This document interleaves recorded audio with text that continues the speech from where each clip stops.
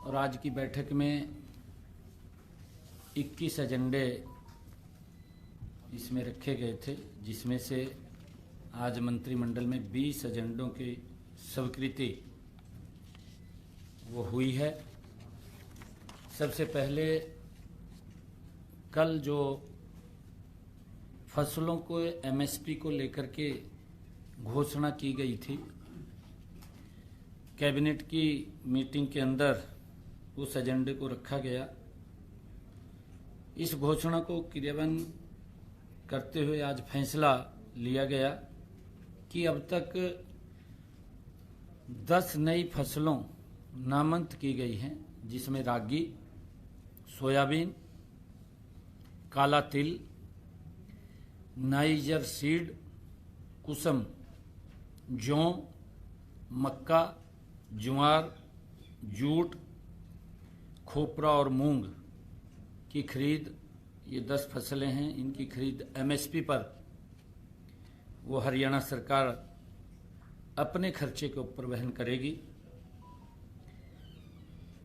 सरकार का ये ध्येय है कि किसानों की आय को स्थिर करना और उसमें बढ़ोतरी करना, ये हमारी सरकार का मुख्य ध्येय है। इससे फसल विविधीकरण को भी बढ़ावा मिलेगा। अन्य फसलें अगर किसान बोना चाहेगा तो उसके अंदर भी उसको अवसर मिलेगा। हरियाणा सभी फसलों को खरीद करने वाला ये देश का पहला राज्य है जो एमएसपी के ऊपर जो फसलों को खरीद करने वाला राज्य है। एकमात्र हरियाणा ये राज्य है। बैठक में कुल हरियाणा के अंदर 24 फसलें एमएसपी के ऊपर अब खरीदी जाएंगी। जैसा मैंने कहा है कि हरियाणा के अंदर ये पहला देश का राज्य है जिसके अंदर किसान की 24 फसलें एमएसपी के ऊपर, सभी फसलें एमएसपी के ऊपर खरीदी जा रही हैं। दूसरा एजेंडा बैठक में किसानों से जो आबियाना लिया जाता था, अंग्रेजों के समय का एक कानून था, हमने कल उसको समाप्त करने की घोषणा की। यह हरियाणा सरकार का एक बड़ा ऐतिहासिक फैसला। ये लंबे समय से, अंग्रेजों के समय से जो उनसे आबियाना वसूल किया जाता था, उसको समाप्त करने का निर्णय ये हमारी सरकार ने लिया है। 1 अप्रैल 2024 से किसानों से अब ये अभियाना नहीं लिया जाएगा। अभियाना का पिछला बकाया लगभग 140 करोड़ रुपए वो भी हमने माफ करने का निर्णय लिया है। अभियाना खत्म होने से किसानों को हर साल 54 करोड़ रुपए का वो लाभ मिलेगा, राहत मिलेगी। 1 अप्रैल 2024 के बाद किसानों को अभियाना जमा कराने के जो नोटिस चले गए हैं, ये मैं स्पेशल कोट करके इस बात को कह रहा हूं कि 1 अप्रैल 2024 के बाद किसानों को अभियाना जमा कराने के जो नोटिस चले गए हैं, वो सभी नोटिस वापिस होंगे। 1 अप्रैल 2024 के बाद किसी किसान ने अभियाना जमा करवा दिया है तो वो राशि भी किसान को वापिस दी जाएगी।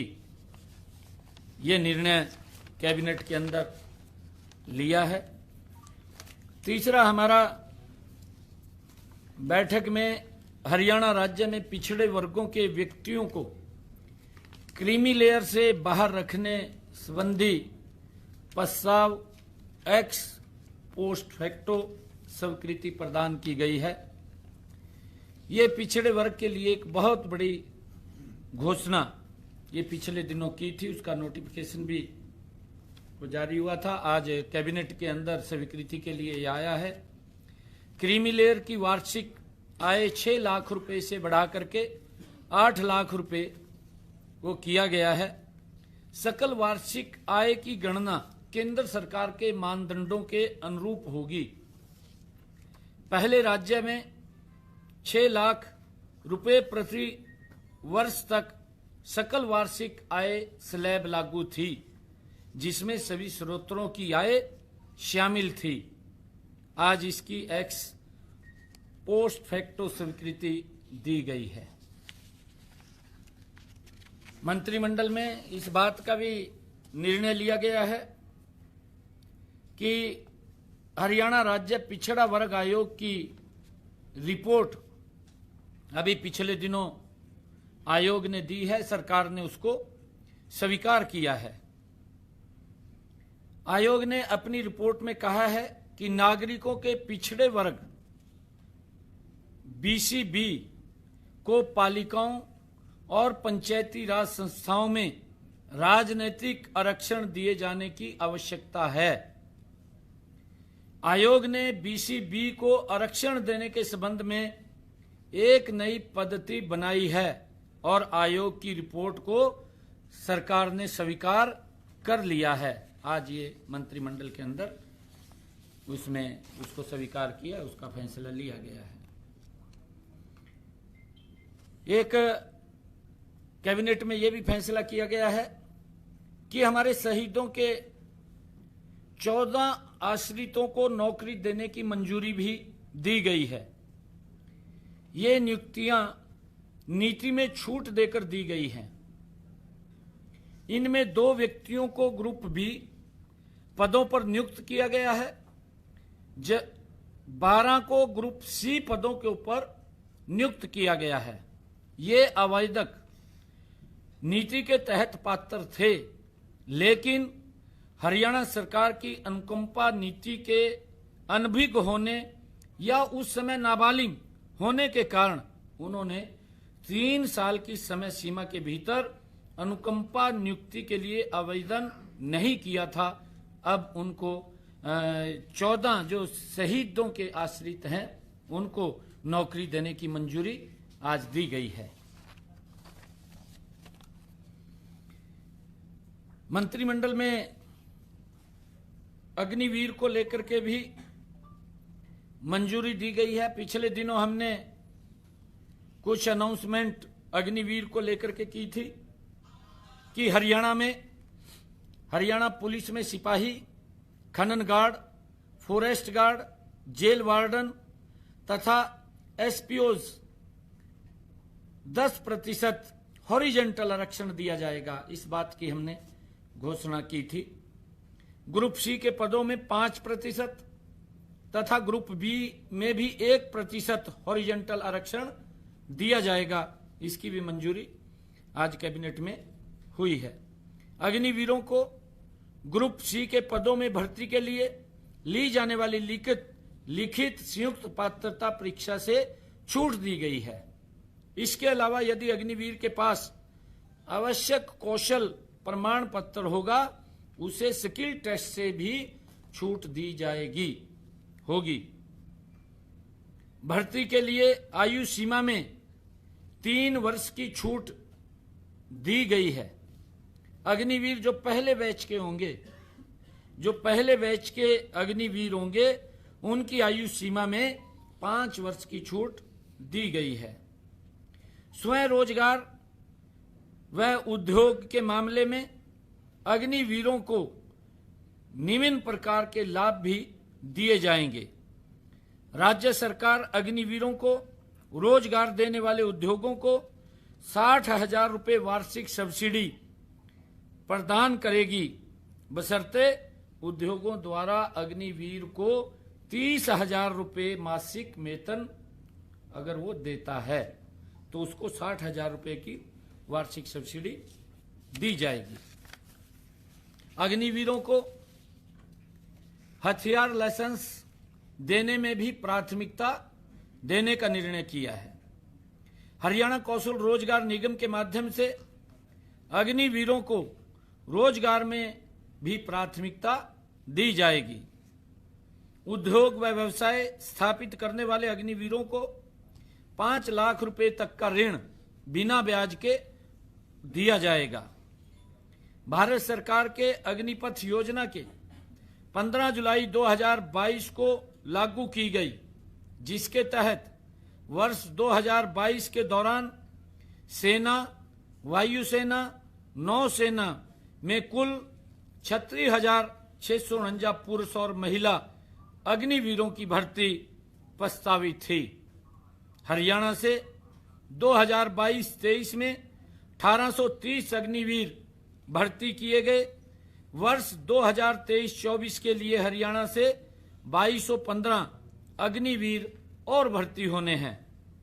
योजना के तहत 25% अग्निवीरों को सेना के तीनों अंगों में नियमित किया जाएगा। कैबिनेट के अंदर यह भी फैसला लिया गया है कि हरियाणा में जो धौलीधार, बूटीमार, भोंडेदार एवं मुकरीरदार स्वामित्व अधिकारों का निहित होना नियम 2011 में संशोधन को मंजूरी मंत्रिमंडल ने दी है। संशोधन के बाद धौलीदार, बूटीमार, भोंडेदार एवं मुकरीरदार या उनके हित उत्तराधिकारी जिनका 20 वर्ष की समय सीमा पूरी हो गई है, वे अब मालिकाना हक के लिए कभी भी आवेदन कर सकते हैं। इसके लिए जिनकी 20 वर्ष की अवधि पूरी नहीं हुई है, वे मालिकाना हक के लिए 20 वर्ष पूरे होने के बाद किसी भी समय अप्लाई कर सकते हैं, आवेदन कर सकते हैं। पहले नियमों के तहत 20 वर्ष पूरे होने की तारीख से 6 महीने के भीतर आवेदन करने का प्रावधान था, जिसको अब खत्म कर दिया है। अब कभी भी कर सकता है। पहले उसको 6 महीने के अंदर करना होता था, परंतु अब उसको 6 महीने की समय सीमा हमने समाप्त करके वो कभी भी उसके अंदर अप्लाई कर सकता है, उसको मंजूरी दी गई है। कैबिनेट की बैठक में मुख्यमंत्री शहरी आवास योजना में संशोधन को भी मंजूरी दी गई है। इस संशोधन का उद्देश्य पीपी द्वारा स्थापित 1,80,000 रुपए तक की वार्षिक आय वाले शहरी परिवारों की आवास आवश्यकताओं को पूरा करना है। संशोधित नीति के तहत जिन लाभार्थियों को 30 गज का प्लाट आवंटित किए गए हैं, उन्हें अब भुगतान करने के लिए अधिक सीमा दी गई है, अधिक समय सीमा उनको दी गई है। आज से पहले प्लाट ड्रा होने के बाद प्लाट मिलने वाले आवेदकों को 1 माह में 10,000 रुपए की दूसरी किस्त देनी पड़ती थी और बाकी की राशि 6 महीने के भीतर 6 किस्तों में देनी पड़ती थी। आज के फैसले के बाद अब 10,000 रुपए की दूसरी किस्त प्रोविजनल अलॉटमेंट लेटर जारी होने के 2 महीने के भीतर भुगतान कर सकेंगे, जबकि शेष 80,000 रुपए की राशि भुगतान उसका एलओआई जारी होने की तिथि से 3 वर्षों में मासिक किस्तों में किया जाएगा। ये प्रावधान इसके अंदर किया गया है। और बैठक में मुख्यमंत्री ग्रामीण आवास योजना, इसके भी विस्तार को मंजूरी दी गई है। सरकार परिवार पहचान पत्र के माध्यम से स्थापित 1,80,000 रुपए तक की वार्षिक आय वाले परिवारों को सहायता प्रदान करेगी। इसका उद्देश्य ग्रामीण क्षेत्रों में आर्थिक रूप से कमजोर वर्गों, विशेष रूप से भूमिहीन परिवारों को महाग्राम पंचायतों में 50 वर्ग गज का प्लॉट और सामान्य पंचायतों में 100 वर्ग गज के प्लॉट आवासीय भूखंड उपलब्ध कराना है। पंचायत को पैसा देकर सरकार जमीन लेगी और उन लोगों को जो पात्र व्यक्ति हैं उनको प्लॉट देने का काम, मुहैया कराने का काम करेगी। कैबिनेट के अंदर एक और ये फैसला लिया गया है, जो पशुधन विकास बोर्ड है, हमारे जो दुग्ध प्लांटों के लिए विवादों का समाधान स्कीम हमने पिछले दिनों शुरू की थी। उस स्कीम के तहत आज हरियाणा मंत्रिमंडल की बैठक में दुग्ध प्लांट जो 31 जुलाई 2024 तक दूध सेस देने में डिफाल्टर थे, उनके लिए विवादों का समाधान स्कीम को हमने मंजूरी प्रदान की गई है। हरियाणा मुहर्रा भैंस एवं दुग्ध पशु प्रजाति अधिनियम 2001 के तहत डिफाल्टर राशि पर 2% माह की दर से चक्रवृद्धि ब्याज वो दे था, जो लगभग 3,336 करोड़ रुपए वो पेनल्टी के रूप में हो गया था। ये निर्णय बैठक में लिया गया कि ये पेनल्टी उसकी पूरी तरह से माफ की जाएगी और लगभग जो उसका मूल है 199 करोड़ रुपया वो उनसे लिया जाएगा। पेनल्टी को पूर्ण रूप से माफ किया गया है। ये भी निर्णय आज मंत्रिमंडल की बैठक में लिए गए हैं। ये जैसा मैंने बताया है कि कुल 21 एजेंडे आज मंत्रिमंडल की बैठक में आए, जिसमें 20 एजेंडों के ऊपर ये स्वीकृति प्रदान की गई है। सरकार का जो उद्देश्य है कि प्रदेश के लोगों के जीवन को सरल करना और उनको सुविधाएं पहुंचाना, ये हमारी सरकार का ध्येय है।